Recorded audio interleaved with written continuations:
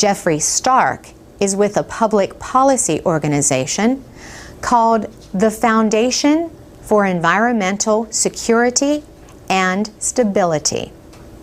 He recently described the effects of climate change on pastoralists in Uganda who travel with their cattle. Many say they have to travel farther in search of pasture and water because of unpredictable changes in seasonal weather patterns. And that search can bring them into conflict with farmers facing problems of their own. For VOA Special English, I'm Carolyn Presutti. You can download MP3s of Special English programs and find English teaching activities at voaspecialenglish.com. Mangroves are unusual-looking trees. They have roots that stand in salt water and look like cables or ropes laid one on top of another. Mangroves are not just pretty, they help the environment. But now, the first worldwide study warns that 1 in 6 of the many different kinds of mangroves could disappear. As a result of this study, 11 species of mangrove have been placed on the red list of threatened species. The list is kept by the International Union for Conservation of Nature. The study appeared in the Public Library of Science journal, PLOS One. Lead author Beth Polidoro works for the Global Marine Species Assessment Unit, based at Old Dominion University in Richmond, Virginia. The researchers looked at 70 species of mangrove. They found that all mangrove forests on coastlines are under threat from development, logging, or other dangers. But the areas in worse danger are on the Atlantic and Pacific coasts of Central America. The study says mangrove trees provide more than $1.5 billion worth of services to ecological systems worldwide. For example, areas with mangrove forests were not damaged as badly by the Indian Ocean tsunami in 2004. Mangrove forests protect land against erosion from wind, water, and storms. They capture and store carbon dioxide, so experts say they can help fight climate change. And they serve as nurseries for shrimp and other saltwater organisms.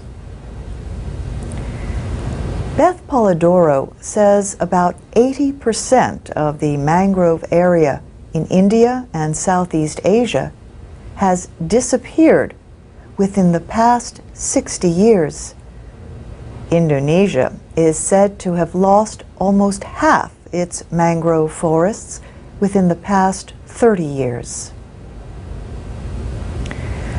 Burma, also known as Myanmar, has lost many valuable mangrove trees in recent years. In some areas there, monkeys play in the tops of mangroves 30 meters tall, and dolphins swim in the waters of mangrove forests. One of the rarest species of mangrove tree grows in just a few places in East Asia and India.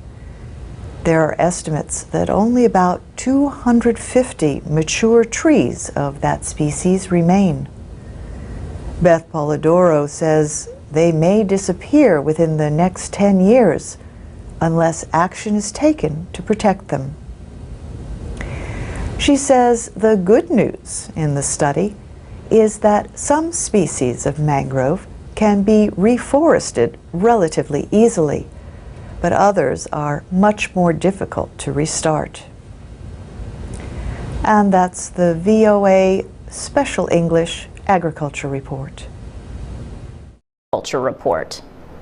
This summer, the remains of what had been Hurricane Isaac moved over the American Midwest. The storm brought rain to areas suffering from a severe drought. But the rain came too late to save many farmers' corn and soybean crops. Crop insurance will help limit financial losses, but crop insurance is a tool that is not available to most growers in the developing world. The United States federal government helps pay for the cost of insurance against natural disasters. Not every farmer in America chooses to buy crop insurance. Dick Thompson of Boone, Iowa, says he operates his farm the way farmers did in the past.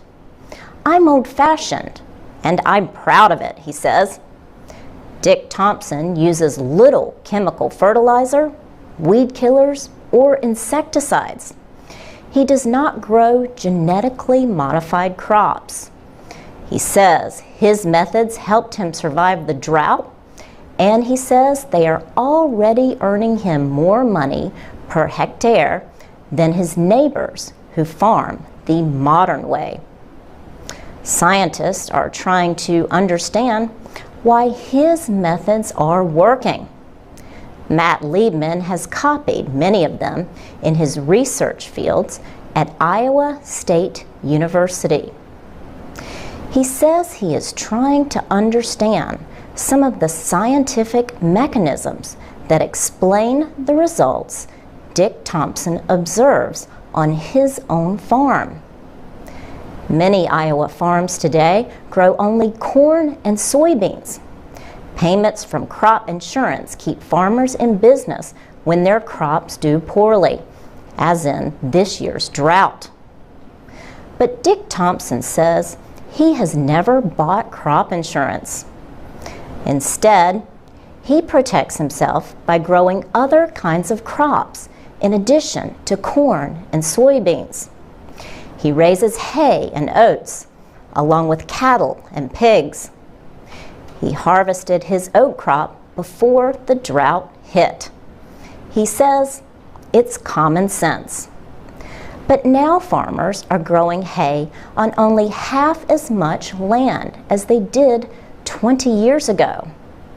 And oat production has fallen by almost 95%. Livestock production has also fallen. Dick Thompson says he will sell some of his cows and hogs, but not all of them. They provide more than money.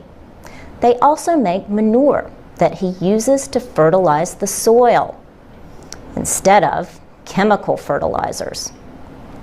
The manure helps the soil hold water. Iowa State University researcher Rick Cruz says that helps crop growth even in drought conditions. And these are the stressful conditions that farmers everywhere might face more often because of climate change. Matt Liebman says his research shows that all farmers can learn from Dick Thompson. For VOA Learning English, I'm Laurel Bowman. The University of Georgia is a respected research university. 35,000 students attend the main campus in Athens, Georgia, and extended campuses around the state. And among its areas of research is agriculture. UGA has a center in San Luis de Monteverde in Costa Rica. This center is for students and visitors who want to learn more about farming and living in environmentally friendly ways. Some students take a class called Coffee, from bean to cup. Coffee is Costa Rica's most important agricultural product. Professor Valerie Peters teaches the class. Her students help her study coffee farms in an area called Finca La Beja. Farmers in this area agreed to grow their coffee sustainably, using methods that do less harm to the environment. Most coffee farms in Costa Rica have 1 or 2 different kinds of trees to help shade the coffee plants from the sun. In Finca La Beja, most farms have at least 20 kinds of trees. Many of the farmers have also planted more flowers. When there are more flowers and more kinds of trees, more bees will come to pollinate the coffee plants. Coffee plants can pollinate themselves, but bees help increase the harvest. Professor Peters is working with her students to help teach farmers about the importance of bees and having more trees and flowers.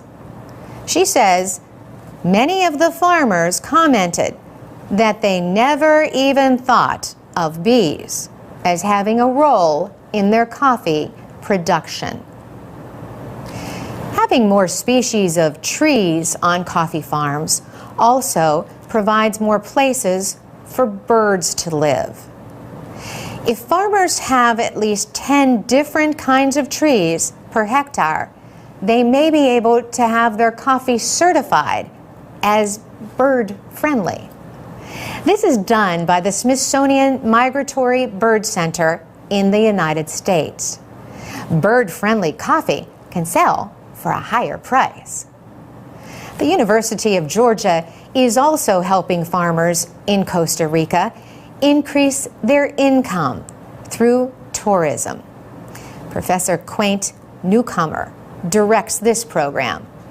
He says students help design tour routes through coffee farms.